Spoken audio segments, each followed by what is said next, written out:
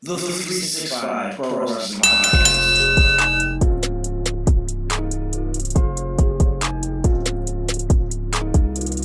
365 Nation, it is January 6th, and that means we are only days away from our debut event from When We Ignite on January 10th at the Willow Point Lions Club in Campbell River. So if you need tickets for Campbell River or the next night, January 11th in Courtney, you can still get them at 365prowrestling.com. You can get them at Unveiling Toys, and you can buy them day of. So join us as we ignite January 10th in Campbell River and January 11th in Courtney. Also, a quick shout out to Unveiling Toys and Fitness Etc. for being our sponsors for this event. Without them, we couldn't do this. So thank you very much. Once again, Fitness Etc. and Unveiling Toys. Now today, I'm joined by none other than one of the first owners of PWA, with myself and Jeff Black, Joe-dawg. He's also known as Joe Hallam, and he's added a couple other names. But let's get into it, people. Me and him, we like to talk, so I'm sure it'll be a long one. All right, so right now I'm on the phone with Joey Hallam, Joe-dawg. What other names you got, sir? Twisted Joe, I used to go by. Managed by that. Yeah, Joey Hallam. Oh, he's hot about Harlem. Reggie Marley, call me Harlem. But you've done many things. You're a co-founder of PWA. You're a founder of Brand X. You've been a manager, a referee, a commissioner, a ring announcer. What else have you done? A ring fixer. Yeah, I guess ring fixer. Yeah, that's my current little project. I'm gonna reduce the ring ropes for 365. So yeah, a bit of a ring repair technician, and sometimes I like to do the sound or just kind of anything. Yeah, anywhere I'm needed, I like to help. So out of all those roles, because you've done them all now, which is your favorite? That's a really good question. I think that. Like, I told this to Eazy-E the one day, when you ring announce and you do a really good job, like that very last show when I listed out all the accomplishments of Hylian Habanero, and you know, you can tell that the guy's into it, and like the reason I was telling Eazy-E about it, because he does this big taunt that times perfectly with my, like, I'll say fighting out of Hamilton, and then he does this big arm raise. So I think when I ring announce really well and everything sounds really good, I feel like I just had a match almost. So I guess I would say ring announcing. I also really love doing the commentary, like you've done that too. Yeah, I love doing that stuff, because it really, I think sometimes if for whatever reason a wrestler or somebody's having a bad spot in a match, I felt really happy that I was able to assist by saying, by trying to not necessarily cover it up, but just kind of add to it in a different way by saying how important the move that they just did was, like just kind of adding to the story. So I also like doing that as well. I think that's actually a really big thing. Commentating really adds to the matches, because at the end there, I put all those matches up on YouTube, but it's the ones from Rogers or that we had commentary on that were like just that much more exciting, because they had somebody telling the story to you. Yeah, it just adds to it a little. And I think, like I said, sometimes if you're sitting back, even in the crowd, you're kind of like, oh, I wonder why they did that move. Whereas I can say, last time so and so did this, and that's why he reacted this way. And it's something that kind of just can add to the story and can reference back to. And then when you have a guy like Paul Wright, who you had on your last podcast, who can say, yeah, he's defeated this person 3 times, and it took him 2.5 minutes, and a fact guy, it really kind of helps add to the story and how important certain moves are or certain matches are. You did commentary with Paul, and you did it with Gordo. Did you do commentary with anyone else? I once did commentary with Eddie Kingston, which was really, really fun. He literally just happened to come out to watch the match. I think it was Bia and Cece. Yeah, it was Bia and Cece, and he just happened to be standing there, and I handed him the microphone and the headset just kind of as a joke, and he said, yeah, sure. And it was so much fun because I got to kind of explain to him their rivalry, and then he just picked up. He was like, oh, look at that move, and it was really neat. He was a good guy to have on the headset as well. So he's fantastic on the headset. Yeah. I think a lot of people know that, but the people who don't, if you ever get a chance to listen to Eddie Kingston do commentary, do it. It's just as good as the guy's phenomenal. So great guy right there.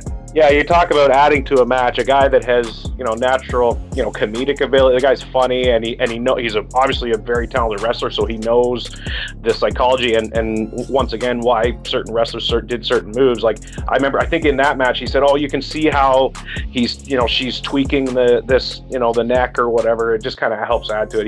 He's a funny guy. Hell yeah, and you're a funny guy.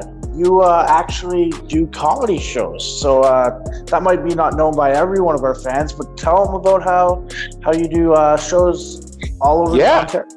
Yeah, I've got in Bayfield, Ontario, in a couple weeks before the 365 event.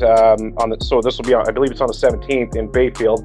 I'll be doing stand up in Bayfield that night, and it's funny because one of the main reasons I do stand up, as much as I enjoy it, I think I could never do stand up again and be happy with what I've done. But guys like Joey Allen and Jimmy King and just the people that I see at what used to be PWA shows, they say, when's your next comedy show? I really want to come, or how you doing? When are you gonna do? They are very encouraging for me to keep doing the stand-up thing. So it's almost like I'm doing it just so I can tell them, hey, in March I'm going to be doing a show, or it's like if I say, nah, I don't think I'm going to do another one, I don't want to let them down. But I really do enjoy it, and it is very similar to the ring announcing, where if everything hits really well, and there's a timing to it, just like there is in a wrestling match. And I think wrestling has kind of taught me a few things that I've taken into stand-up, where you build to a big finish, or you have spots in the middle where you make people laugh, and it's amazing the similarities you find out between stand-up and pro wrestling, for sure. Do you ever use any of your wrestling experiences and share them with the world of comedy? I do. A very good buddy of mine that we all know by the name of Jeff Black, or the Hardcore Hick. He I don't know if he gets mad, but he when something, we have a little inside joke, when something bad happens to him, he'll say, oh, I guess you can use that in your stand-up, because sometimes Jeff Black is half of my material. I'll tell stories about, hey, but sometimes I'll make it anonymous. I'll say, a really good friend of mine, this happened to him. But a lot of people, if they're in the audience, they know it was Jeff. Have you ever done that lineup or those jokes in front of Jeff? Yes, he was at one. I did a stand-up with Warhead. That Necro Butcher was there, and a few other. It was a really fun night, and actually the guy from Kayfabe News was there. I love Kayfabe News. He was pretty cool to see him there, and Jeff was in the crowd, and I kind of warned him in advance. I was like, hey, I'm going to tell this one story about being on the road with you or whatever, and he's like, hey man, go ahead, man. So he was open for him, so that was good. He is pretty awesome like that, because you're his good friend. I think if somebody else was doing it who he didn't know very well, he'd probably try and kill him or be upset about it. But you guys are high school buddies. Well, I mean, like you said, he probably would be kind of hot if somebody else was. But yeah, I met him in my little town of Goderich. They're really we're a big hockey town and baseball town, but wrestling was something that people kind of occasionally watched, but there wasn't really a lot of diehard fans. So when I came to high school and I met Jeff, and he had a DX shirt on and I had a Stone Cold shirt on, it was like we were soulmates. Like, it was like, wow, we that we have to be friends. We can't not be friends. We're the only two wrestling fans in this whole in this entire school, and we bonded right away because and I was amazed by like he knew everything about everything. Like I thought I was this huge wrestling fan, but compared to him, he knew what was, what matches were going to be happening on Raw that night. And like I was like, man, this guy, he introduced me to so many things, including on Ontario Indie, of course, too. Like he introduced me to a lot of stuff, and it was kind of destined for us to be buddies. Did you guys start off with like the 2-finger salute and some suckets, or was it just, hey, what's going on?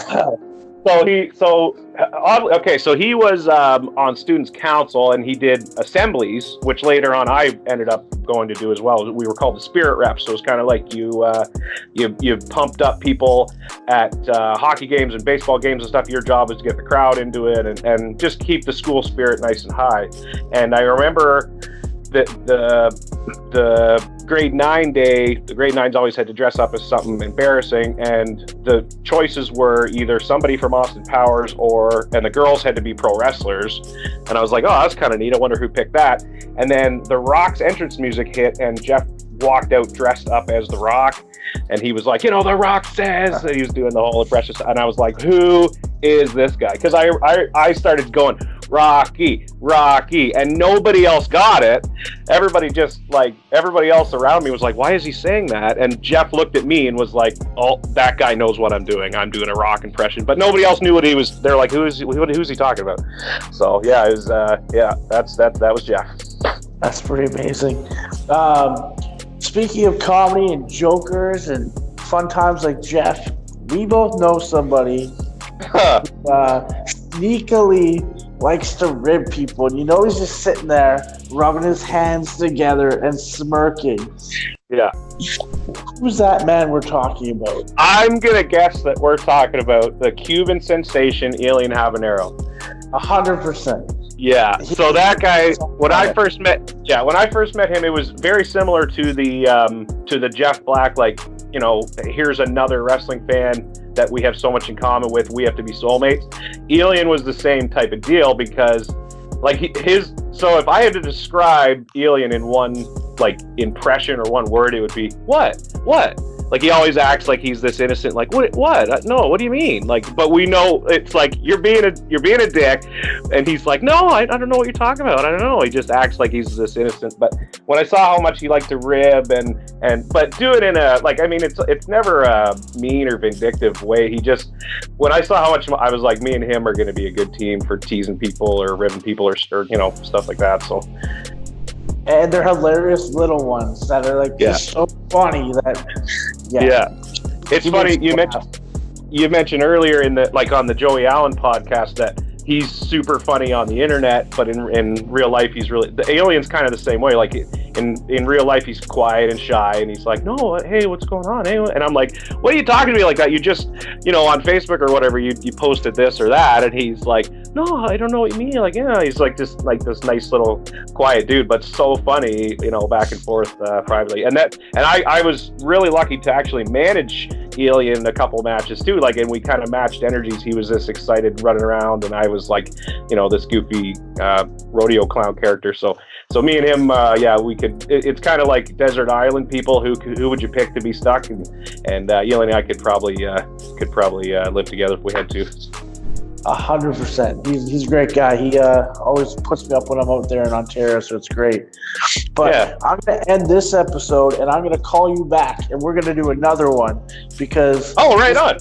So much good stuff. We're trying to keep it tight on the 365 Pro Wrestling Podcast. So we're doing like 12-minute podcasts, and I'm gonna hang up, and you're gonna be my guest, who's the second guest on as well. Oh, that would be so awesome! Great. Just too much fun when you're hooking up with Joe-dawg. He's a great guy. He's got a lot of love for pro wrestling, and I wanted to break it up just because I think we're going to probably go another full episode. Remember, check us out, Spotify, Google Play, iTunes, 365 Pro Wrestling Podcast, and check out our website, 365prowrestling.com, for all your tickets. We got shows coming up real soon. January 10th in Campbell River, January 11th in Courtney. So thank you, and we'll talk to you again soon.